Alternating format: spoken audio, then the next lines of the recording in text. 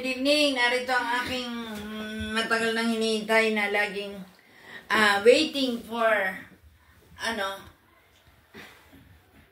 ngayon, pakinggan natin, very blooming na naman. Biglang nawala, ngayon blooming. Pangalan? Ako, si Albina Pahalia.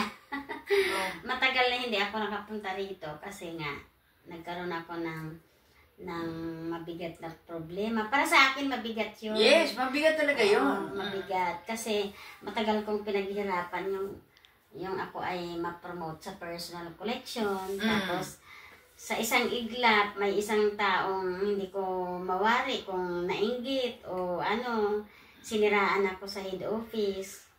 Parang gusto ba nila ibagsak ako sa ganun PC. talaga yung Kaya naging dahilan ng talagang na-stress ako sobra. Marami akong nakalimutan, pati yung pagpunta ko kay Sister Nini, nakalimutan. Parang kanyang sarili, nakalimutan, na ang dami niyang problema, ang dami niyang, hindi niya tinignan na niyang kanyang sarili. Anong ginawa mo? Iyak ka ng iyak? Iyak, hindi makatulog, hindi makakain. Kasi mahirap yun, nasanay na ako na may monthly income ako sa PC. Tsaka, mahal ko na rin pati lahat ng downlines ko. Tapos, biglang malalaman mo, matatanggal na ako sa PC. Dahil sa paninira, paninira nila na hindi ko naman ginawa.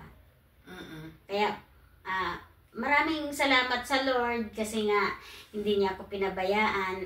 Andito pa rin ako sa PC. Hinarap mo, ibig mo sabihin, hinarap mo ang problema mo.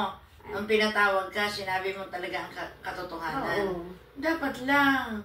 Kasi ang taong tapat at tinaharap ang problema, hindi iniiwasan. Kaya nung hinarap ang problema mo, sinabi mo sa head office na hindi mo ginawa yun, naniwala naman sila. Oo, kasi may hiningi sila na mga katibayan, requirements. Para mapatunayan nila na ako ay nagsasabi ng totoo. Ayun, nung maibigay ko yun, nakita nila na wala naman talaga akong ginawang mali. Napatunayan nila? Patunayan nila. Kaya hindi ako natanggal sa PC. Sa personal collection, hindi natanggal. So ngayon, kasi yun ang Ebanghelyo ngayon, halos 1 linggo na puro puso pagpapatawad, no? Mahalin ang kaaway. Grabe, no? Mahalin ang kaaway. Kaya sa kabila ng lahat, kaya mo ba mamahal yung nagsinraan ka hanggang sa mawalan ka ng trabaho, hanggang sa mawala ka sa limelight, di ba? Kaya, so ngayon, anong ginawa mo dun sa nagnira sa'yo?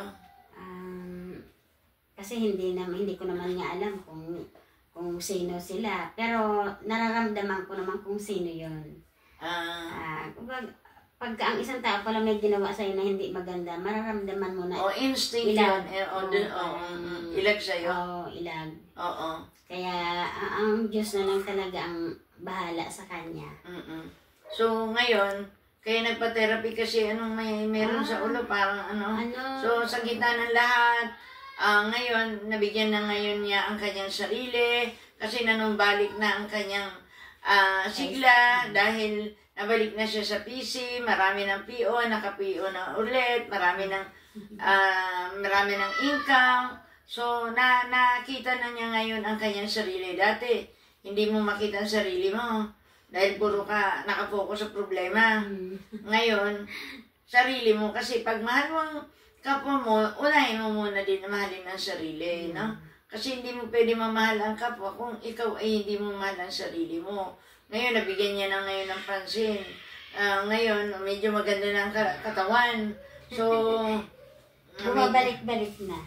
Dati pumayat ka? Payat ko. Talaga? Mahirap pala ma-stress. Ang stress kasi nakakamatay nga yun. Tsaka nakakaano daw yun, ba yun? Baliw. Isa pa yun, nakakabaliw. Tapos, pagka halimbawa, yung naramdaman kong parang may sasabog sa loob ng ulo ko. Stress yun. Muntik na ako makumatos. Parang gano'n. Kasi parang,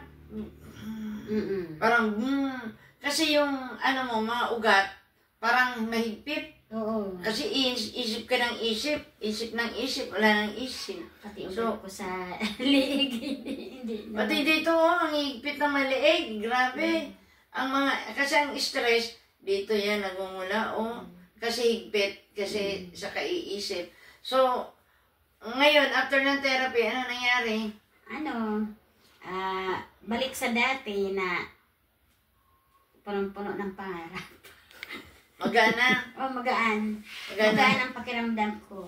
Bumalik na sa dati. Tsaka, masaya na? Masaya, siyempre. Okay, tayo manalangin para ipanalangin natin yung mga O dakilang Diyos, pagpanamay, wala siya dahil kami nagpupuri at papasalamat o Diyos sa ikadakilaan. Tunay nga po na ikaw ang Diyos na may kontrol ng lahat ng bagay. Pagpalain mo ang buhay ni Sister Albina.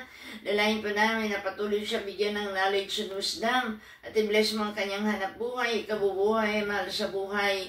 Dalayin po namin na patuloy pagpalain ang mga taong gumagawa sa kanya ng hindi mabuti, dulot ng inggit. Lord, lalo po silang pagpalain.